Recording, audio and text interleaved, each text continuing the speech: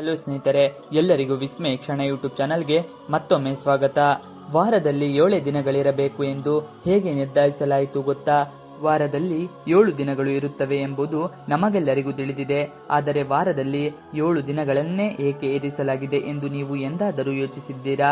ವಾರದಲ್ಲಿ 8 ಅಥವಾ 6 ದಿನಗಳನ್ನು ಏಕೆ ಇರಿಸಲಾಗಿಲ್ಲ?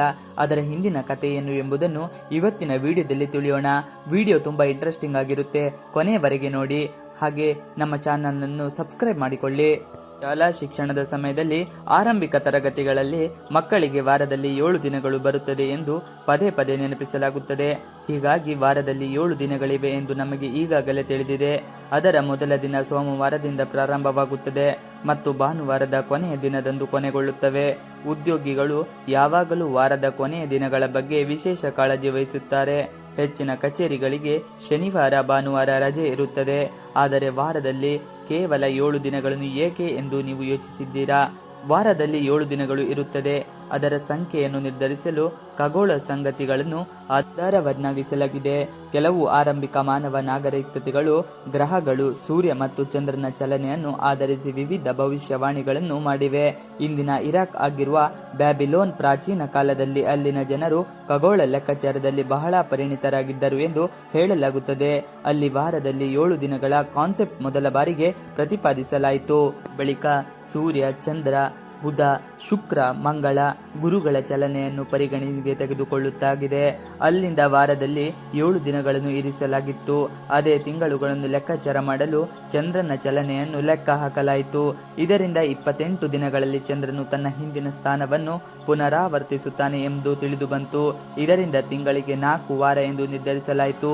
ಈಜಿಪ್ಟ್ ಮತ್ತು ರೋಮನ್ನಂತಹ ನಾಗರಿಕತೆಗಳಲ್ಲಿ ಮೊದಲ ವಾರವು 8-10 ದಿನಗಳಾಗಿದ್ದವು. ಇದರೊಂದಿಗೆ ಆ ಜನರು ವಾರದ ಕೊನೆಯ ದಿನವನ್ನು ಪೂಜೆ, ಪ್ರಾರ್ಥನೆಗಾಗಿ ಮೀಸಲಿಡುತ್ತಿದ್ದರು. ಭಾರತದಲ್ಲಿ ವಾರದ 7 ದಿನಗಳ ಉಲ್ಲೇಖವು ಅಲೆಕ್ಸಾಂಡರ್ನ ನಂತರ ಬರುತ್ತದೆ. ಅಲೆಕ್ಸಾಂಡರ್ನ ಆಕ್ರಮಣ ನಂತರ ಗ್ರೀಕ್ ಸಂಸ್ಕೃತಿಯ ಬಹಳ ವೇಗವಾಗಿ ಹರಡಿತು. ಅಂತೆಯೇ ಭಾರತದಲ್ಲಿ 7 ದಿನಗಳು ಒಂದು ವಾರ ಪ್ರಾರಂಭವಾಯಿತು. ರೋಮ್ನಲ್ಲಿ ವಾರವನ್ನು ಶನಿ, ಚಂದ್ರ, ಮಂಗಳ, ಬುಧ, ಗುರು ಮತ್ತು ಶುಕ್ರ ಎಂದು ಹೆಸರಿಡಲಾಯಿತು. ಇದು ನಂತರ ಇಂಗ್ಲಿಷ್ನಲ್ಲಿ ಮಂಡೇ, ಸಂಡೇ, ಫ್ರೈಡೇ, ಆದರೆ ಕನ್ನಡದಲ್ಲಿ ಗುರುವಾರ, ಬುಧವಾರ, ಶುಕ್ರವಾರ ಎಂದಾಯಿತು.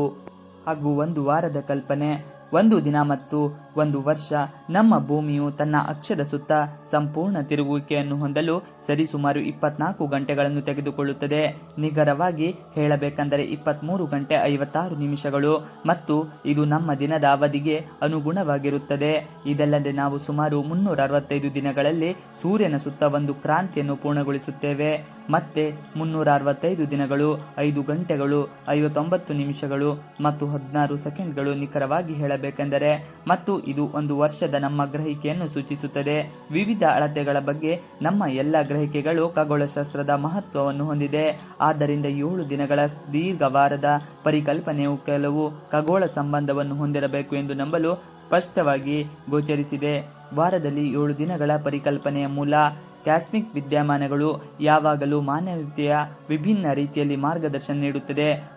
ಪ್ರಾಚೀನ ಕಾಲದಲ್ಲಿ ಕೆಲವು ನಾಗರಿಕತೆಗಳು ಅತ್ಯಾಸಕ್ತಿಯ ಆಕಾಶ ನೋಡುವವರಾಗಿದ್ದವು ಮತ್ತು ಅಂತಹ ಒಂದು ನಾಗರಿಕತೆಯು ಬ್ಯಾಬಿಲೋನಿಯವರಾಗಿತ್ತು.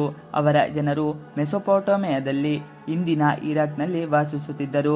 ಕಾಸ್ಮಿಕ್ ಅದ್ಭುತಗಳನ್ನು ಗಮನಿಸುತ್ತಿರುವಾಗ ಬ್ಯಾಬಿಲೋನಿಯರು ಚಂದ್ರನ ಚಲನೆಯನ್ನು ಪ್ರದರ್ಶಿಸುವ ತಮ್ಮ ಮೂಲ ಕ್ಯಾಲೆಂಡರ್ನೊಂದಿಗೆ ಬಂದರು. ಕ್ಯಾಲೆಂಡರ್ ಹಂತಗಳ ನಡುವೆ ಚಂದ್ರನ ಪರಿವರ್ತನೆಯನ್ನು ಪ್ರದರ್ಶಿಸಲು ಉದ್ದೇಶಿಸಿ ಪೂರ್ಣದಿಂದ ಕ್ಷೀಣಿಸುತ್ತಿರುವ ಅರ್ಧಕ್ಕೆ, ಹೊಸದಕ್ಕೆ ಮತ್ತು ಅಂತಿಮವಾಗಿ ವಾಕ್ಸಿಂಗ್ ಅರ್ಧಕ್ಕೆ ಭೂಮಿ ಮತ್ತು ಸೂರ್ಯ ದಿನಗಳು ಮತ್ತು ವರ್ಷಗಳನ್ನು ಗುರುತಿಸಲು ಸಹಾಯ ಮಾಡಿದ ಸ್ಥಳದಲ್ಲಿ ಇಡೀ ಚಂದ್ರನ ಚಕ್ರವು ತಮ್ಮ ತಟ್ಟೆಗೆ ತಿಂಗಳುಗಳ ಕಲ್ಪನೆಯನ್ನು ತಂದಿತು. ಚಂದ್ರನು 4 ಹಂತಗಳ ಮೂಲಕ ಹೋಗಲು ಸರಿಸುಮಾರು 28 ದಿನಗಳನ್ನು ತೆಗೆದುಕೊಳ್ಳುತ್ತದೆ ಮತ್ತು ಇದು ಸರಿಸುಮಾರು ನಮ್ಮ 1 ತಿಂಗಳ ಕಲ್ಪನೆಗೆ ಸಮನಾಗಿರುತ್ತದೆ. ಇದಲ್ಲದೆ ಈ ಹಂತಗಳ ನಡುವೆ ಫೇಶಿಯಲ್ ಮಾಡಲು ತೆಗೆದುಕೊಳ್ಳುವ ಸಮಯವು ಸರಿಸುಮಾರು 7 ದಿನಗಳಿಗೆ ಸಮನಾಗಿರುತ್ತದೆ ಮತ್ತು ಇಲ್ಲಿ 7 ದಿನಗಳ ಉದ್ದದ ವಾರವನ್ನು ಹೊಂದನೆಯ ಕಲ್ಪನೆ ಬಂದಿತ್ತು ಎಂದು ಹೇಳಲಾಗುತ್ತಿದೆ. ಇವಿಷ್ಟು ಇವತ್ತಿನ ವಿಡಿಯೋ. ಈ ವಿಡಿಯೋ ನಿಮಗೆ ಇಷ್ಟ ಆದರೆ please like, share and subscribe ಮಾಡಿ. ನೀವಿನ್ನು ನಮ್ಮ ಯೂಟ್ಯೂಬ್ ಚಾನಲ್ಗೆ ಸಬ್ಸ್ಕ್ರೈಬ್ ಆಗಿಲ್ಲ ಅಂದರೆ ಬೇಗ ಸಬ್ಸ್ಕ್ರೈಬ್ ಮಾಡಿಕೊಳ್ಳಿ. ನಾವು ಹಾಕುವಂಥ ಎಲ್ಲ ವಿಡಿಯೋಗಳು ನಿಮಗೆ ನೋಟಿಫಿಕೇಶನ್ ಮುಖಾಂತರ ದೊರೆಯುತ್ತದೆ. Thanks for watching video. Please like, share and subscribe our channel for more videos.